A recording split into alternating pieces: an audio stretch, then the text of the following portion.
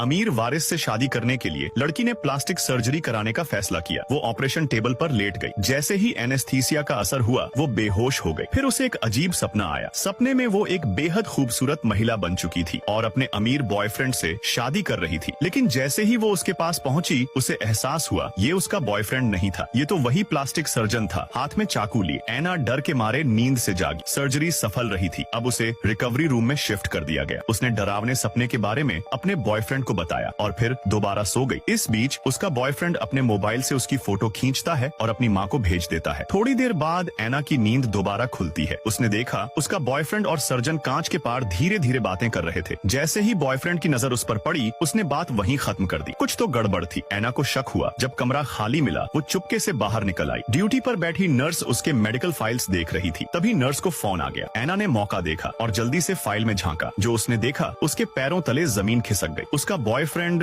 उसे बदसूरत समझता था और डॉक्टर से कहा था कि एक और सर्जरी करके उसका चेहरा और बदल दिया जाए। उसी वक्त बगल के कमरे से कुछ अजीब सी आवाजें आईं। जिज्ञासा में एना ने जब उस कमरे में झांका वहाँ एक औरत थी पर चेहरा पूरा खाली था। डरी हुई एना पलटी लेकिन सीधे टकराई सर्जन से। उसने एना को जबरदस्ती वापस ऑपरेशन टेबल पर घसीट लिया। जब उसको होश आया तो दूसरी सर्जरी पहले ही हो चुकी थी। उसका बॉयफ्रेंड मुस्कुराते हुए बोला, अब तुम बहुत खूबसूरत लग रही हो, माँ को भी पसंद आओगी। लेकिन जब एना ने धीरे धीरे अपने चेहरे की पट्टियां खोली तो आईने में